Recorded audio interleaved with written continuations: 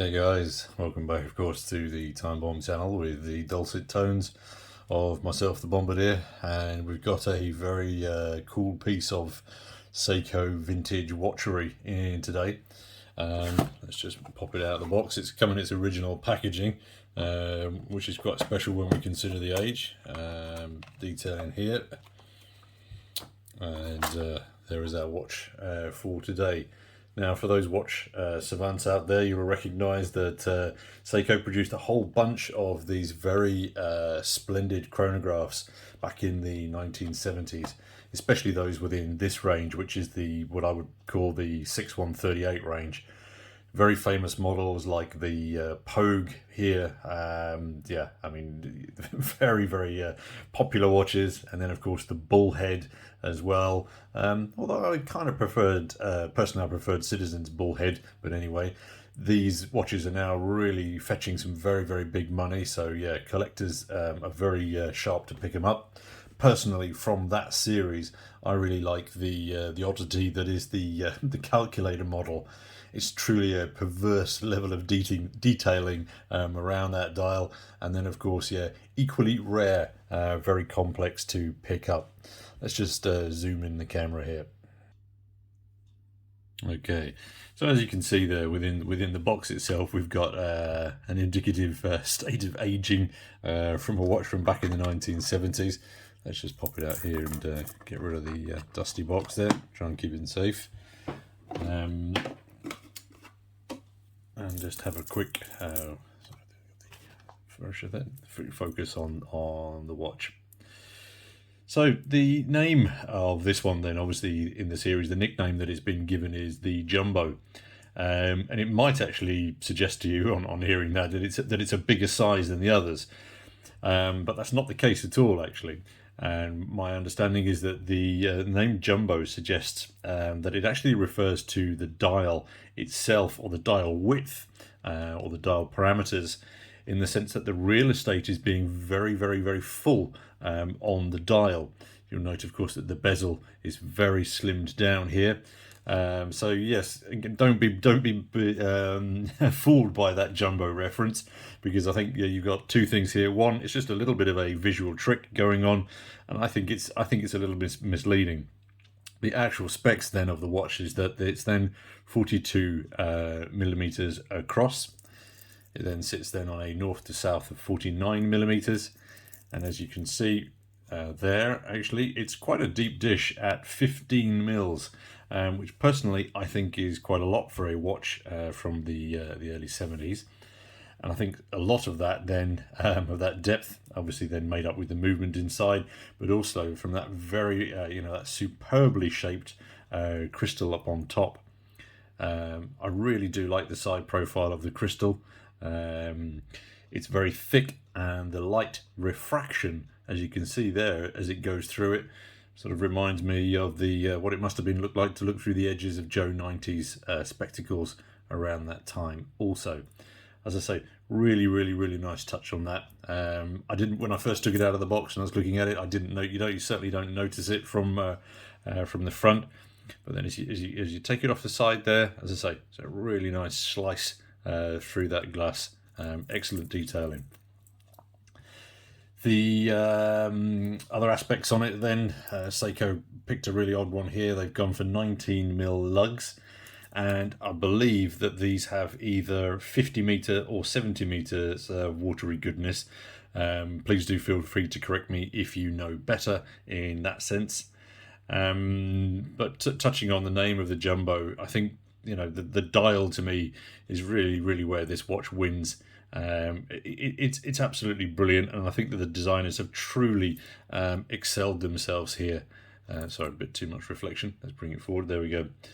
The subdials, as you can see, essentially they just melt into the hour and the minute track. There's no cut-off hour markers there, interfering with anything. It's just a really nice balance in how they sit within that. I think it's just excellently done. And lastly, as you can see also from the profile, and get off the reflection, and we'll go away light, that that hour track, minute track is actually slightly raised, thus giving you some extra depth from certain perceptions or perspectives, even angles. It's much more subtle from the front. But then again, yeah, you bring it up to the side and you can really see how as well that the 3 layers there, even the subdials themselves just sink into that dial. I think excellently done. Really, really, really well done. Pure class. I think also the use of that yellow seconds hand or chrono hand, I think as well is a nice touch, because it just changes things up. Obviously, this then being the US Western or European version, obviously then with the English, Spanish, and calendars, as opposed to the kanji date wheel. Yeah, I'll spit it out here. It then obviously features the dual sub-register version of hand winding chrono, which then features a quick set date. And I think, quite a mechanical masterpiece for that age. The pushers on here work well. This one works fine, so that stops it nicely.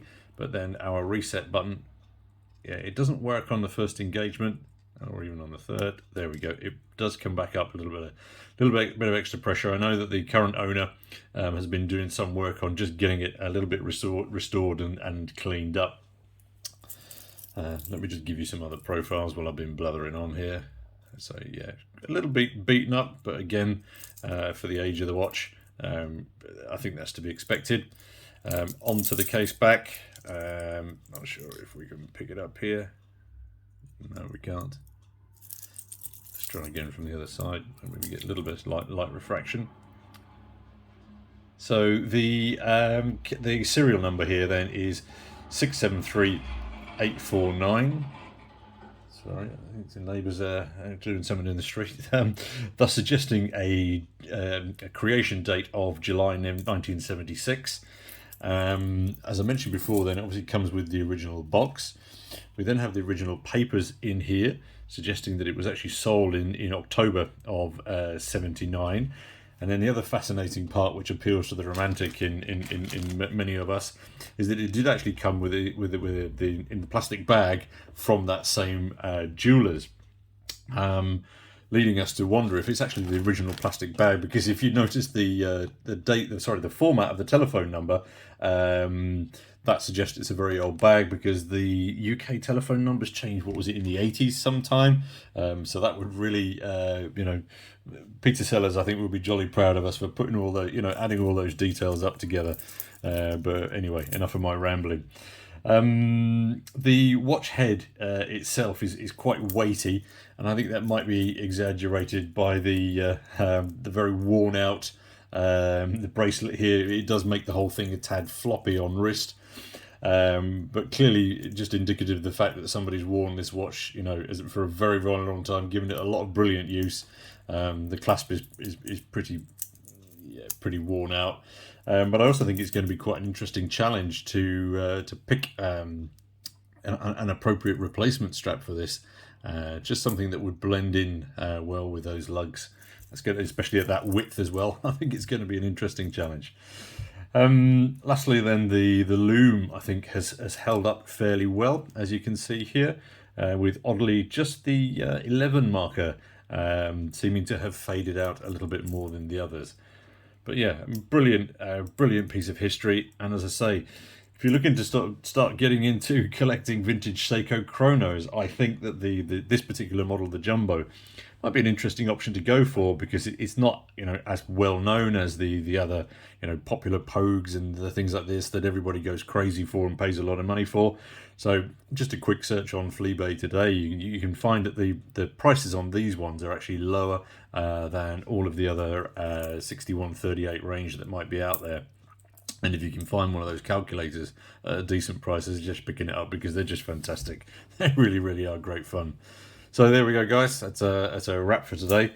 Thanks as always for your time and for your watching. If you're new to the channel, please do hit that subscribe button. It'd be much appreciated. The channel's growing rapidly recently, which is brilliant news.